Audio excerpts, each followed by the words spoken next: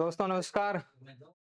जैसा कि आपको पता होगा सीईटी ग्रेजुएशन लेवल का नोटिफिकेशन आ चुका है। कुछ लोगों ने एग्ज़ाम फॉर्म डाल दिए होंगे और कुछ बाकी होंगे, तो बिना अंतिम डेट का इंतज़ार किए हुए आप जल्दी से ग्रेजुएशन और 12th दोनों लेवल का फॉर्म डाल दीजिए।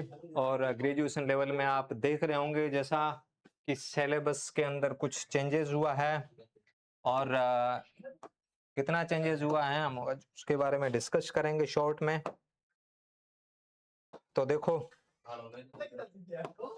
कि सिलेबस में कितना बदलाव हुआ है हम पता करेंगे आज। ये कुछ हमारे बारे में और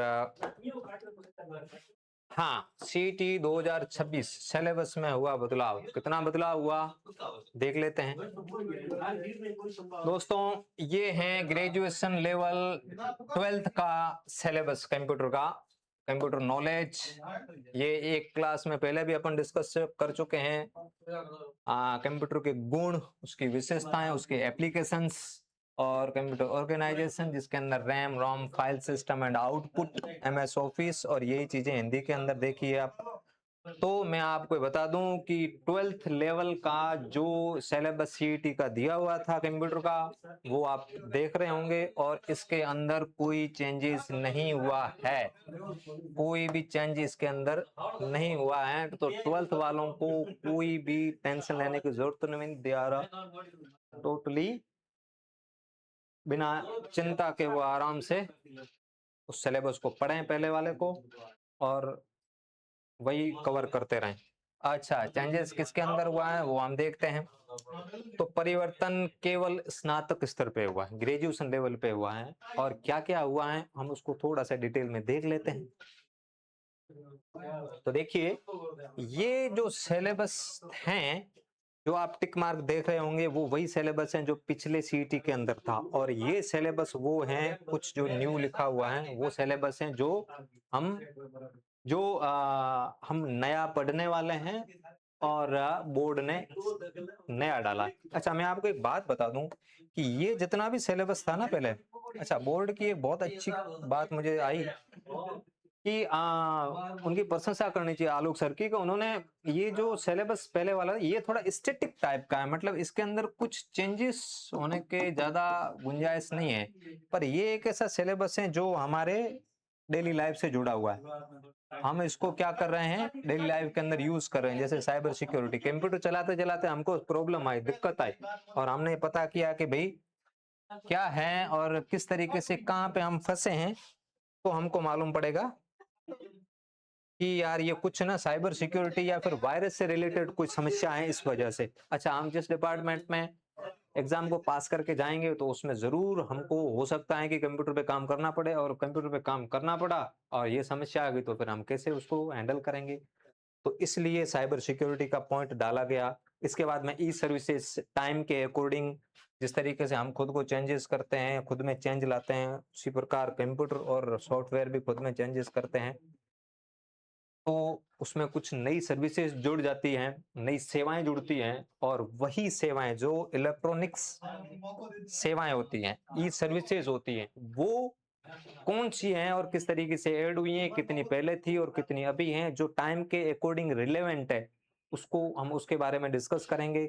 और जैसा ये पॉइंट आप देख रहे होंगे आर्टिफिशियल इंटेलिजेंस, इससे आप बहुत अच्छे से परिचित होंगे। चैट जीपीटी का तो जरूर इस्तेमाल कर रहे होंगे और करो भी सही, क्योंकि उसका सब्सक्रिप्शन 12 महीनों के लिए यानी 1 साल के लिए फ्री है इंडिया में। याद रखना 1 साल के बाद में आप इसका इस्तेमाल बिना पैसों के नहीं कर पाओगे, इसलिए दबा के इस्तेमाल करो, वो फ्री है।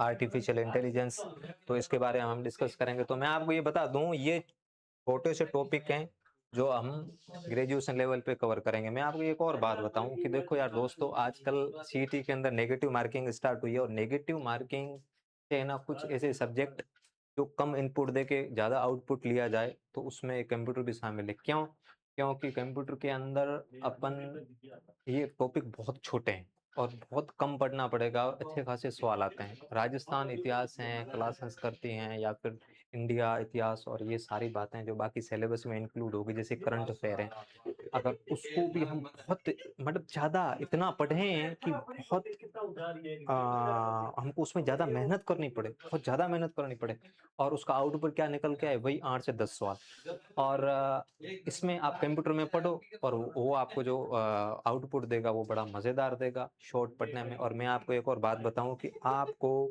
मेरे साथ-साथ में चलना है, इसके इतर आपको और कुछ नहीं पढ़ना है। अगर और आप कहीं पे पढ़ने जाओगे तो सीधी-सी बात है कि आप उसमें कन्फ्यूज़ हो जाओगे। कंप्यूटर यहाँ से क्लियर करो और एग्ज़ाम पास करो।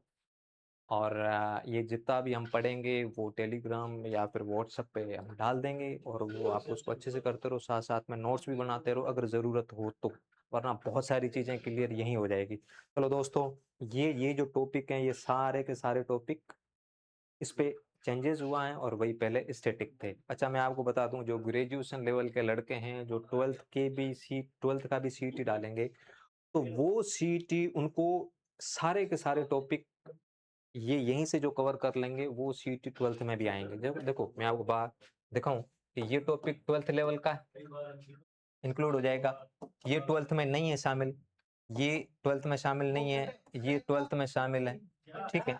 इनपुट आउटपुट ये भी 12th में शामिल है, कंप्यूटर संगठन ये भी शामिल है और ये एमएस ऑफिस वाले पॉइंट तो शामिल है ही।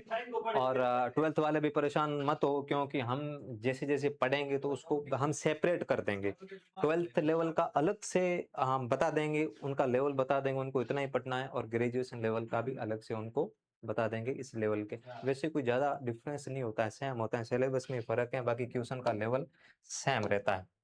अच्छा, कुछ टॉपिक हटाए गए हैं सीईटी 2026 ग्रेजुएशन के अंदर, तो हटाए गए टॉपिकों में कंप्यूटर सॉफ्टवेयर, हार्डवेयर के बीच का संबंध होता है। देखो यार, वैसे कोई ज़्यादा तो नहीं है वो हटाने वाली बात इसके अंदर क्योंकि ये तो वैसे ही हमको पढ़ना पड़ता है। ये ये समझने वाली बात ये है कि ये वैसे टॉपिक इंक्लूड होता है। पर इससे जो भी 1-2 सवाल बनते होंगे वो अब नहीं बनेंगे, इस टॉपिक को हटा दिया है। तो इसके लिए आप खुश हो जाओ कि भई ये टॉपिक हटाया है और कुछ अच्छे जो हमारे रियल वर्ल्ड से जुड़े हुए टॉपिक्स को आलोक सर ने इंक्लूड किया है, बहुत अच्छा है। और हम इसको बहुत अच्छे से और आराम से पढ़ने वाले हैं। देखो ये टॉपिक हैं कंप्यूटर के एप्लीकेशंस और उसके गुण हैं और उसके साथ में ऑपरेटिंग सिस्टम, इंटरनेट और ईमेल्स को पढ़ेंगे हम। और यार ये थोड़ा पेन है ना बड़ा हो गया, छोटा कर देते हैं इसको। और ये इनपुट आउटपुट डिवाइसेस और रैम रोम बहुत अच्छे से मज़े से पढ़ने वाले हैं। अब आपको है ना रैम नहीं करना है। अब है ना जो मैं समझाऊँगा खुद से जुड़े हुए अब आप ना कंप्यूटर वाली रैम, सिलेबस के अंदर पढ़ने वाली रैम और अपने मोबाइल के अंदर यूज़ करने वाली रैम में बहुत अच्छे से डिफरेंस कर पाओगे और बहुत अच्छे से समझ समझ पाओगे। तो अब आपको मालूम पड़ेगा कि ये रैम केवल हमारा एक सिलेबस नहीं है, ये हमसे जुड़ी हुई चीज़ है, इसको हम डेली लाइफ में कैसे यूज़ करते हैं, तो कुछ इस तरीके से हम कंप्यूटर सीखेंगे।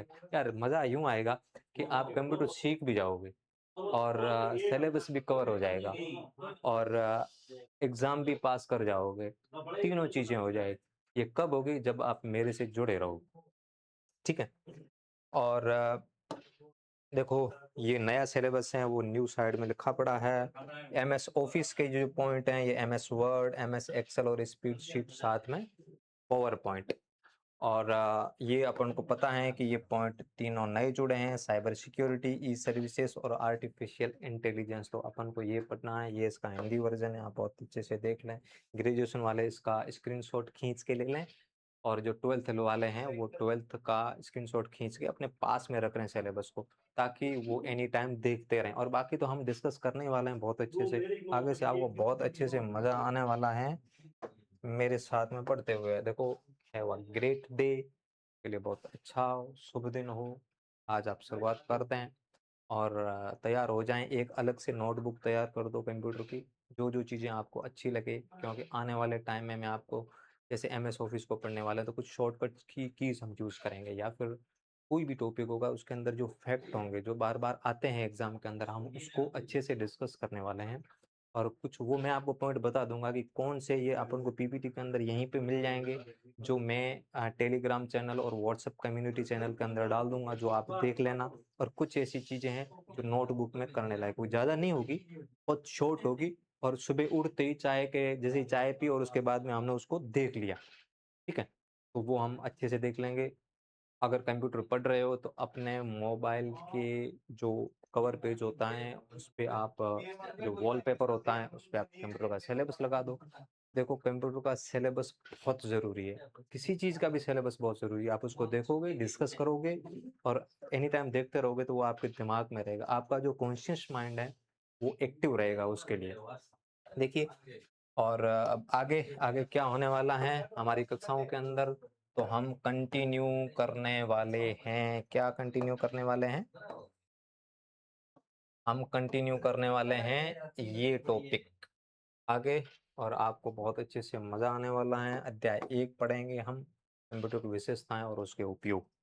तो अगली क्लास इस पे आनी है, हम इस पे डिस्कस करेंगे। बहुत अच्छे से पढ़ने वाले हैं, रियल वर्ल्ड से जुड़े हुए उदाहरण लेकर हम पढ़ेंगे।